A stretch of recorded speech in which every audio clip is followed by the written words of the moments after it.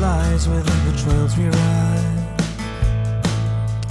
We've just had a connection and attunement retreat here at our new place, and one of our guests came all the way from Sweden, and she told me a great story about teaching her horse to jump a jump at Liberty. So I thought I'd bring her along here and have her share the story. So Tuva, welcome. Thank you.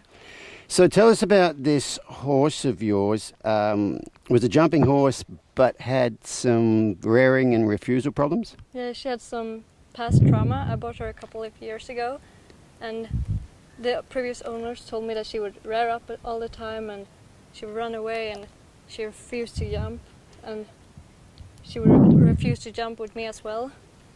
So then I started doing some clicker training with her.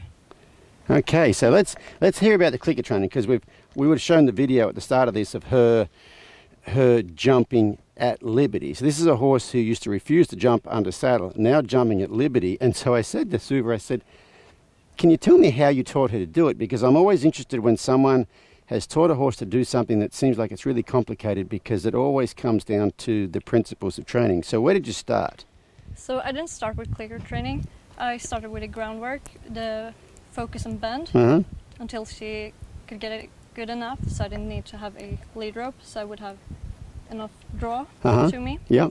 So when she was good with that, I would put up posts. I can show you. Like So these would be jump standards, like Yeah. that your rails go on, yeah.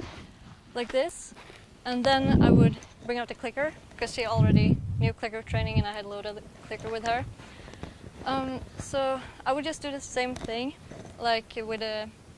So she'd go around you? Yeah, so I just ask her to go around me, and then when she was between the posts, I would click and forward. Did you start I start here? Very close. And like so here. she had to go around the post? Yeah. Okay, and then... And then initially I would increase it a little bit. Yeah. And then I moved on to putting a pole on the ground, just between them. So initially she was going between the... So this is the change, the one thing at a time principle, is the first thing she could go around you. Yeah. Then she could go around you when you stood next to the... Here. Then she could go around you when she could go around the post. Yeah. And then you can make some distance. Then you put a pole. And then I restart over here. Then you restart over here. So that's the Donkey Kong principle. Very Exactly. good, yes. So then I ask her to go up around me at Liberty. Yeah. And if she walks over the pole, I click, reinforce. I do that for a couple of times, slowly increasing until she got that very good. And I think I actually increased pretty much. So I was like way over here until she got that right. And then I would... So she knew that very well. So you had the distance. Was the next thing you increased was the height of the jump? Yeah, exactly. So then I increased the height of the jump. And so my question here is, when you increased the height of the jump, did you reduce the distance or did you keep the same distance? I wasn't going as far as before. Yep. I was like perfect. this far away. Yeah. But then I only increased one side of the... So I only put this one up and the other one was on the ground. So it was like this. I did it all the same again until she knew that very well. And then initially I would put it higher up and higher up until she knew that. So it was, totally Just level, yeah. Yeah. So I would do that until she knew that very well from a far distance. And then initially I would want to move the fence outside from the jump outside from the fence. So if you guys think about this, when she first started, the two jump standards were close to the fence, so the horse couldn't go around the other side of the jump standard. No. So initially I just a little bit. Yeah.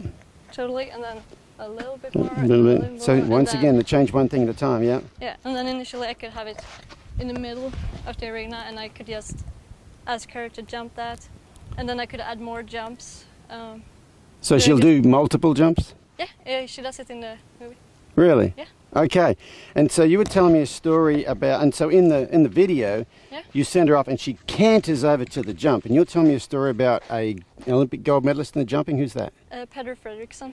And he asked you what? Yeah, I sent the video to him, and and he asked me how I taught the horse to do this. So I wrote the exact steps to him and sent it to him. And then he asked, but how did you get her to canter? I didn't. I just asked her to go over there, but she would just canter by herself. Yeah, once they get interested in wanting to do things, they add that energy and excitement. Yeah. That's cool. So that, most of that very clever trick is made up with the change one thing at a time. And there's also, I imagine, there's a bit of, they need to know the answer before you ask the question. So Suva had a horse go around her first. She'd already loaded the clicker, so your horse knew that. Taught your horse to go around you, and before you started to get the horse to go around you in the pole. And then, so it's a lot of change one thing at a time, and they need to know the answer before you ask the question.